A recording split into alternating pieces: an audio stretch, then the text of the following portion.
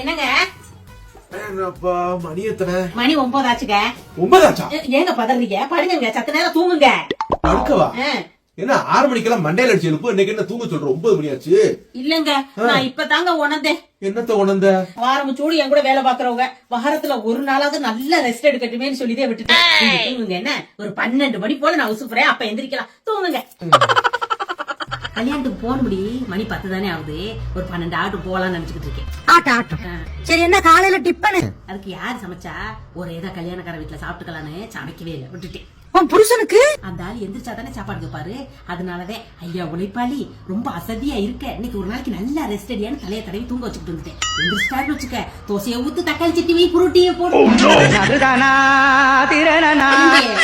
சரி போன சமைச்சதே ஆகணும்.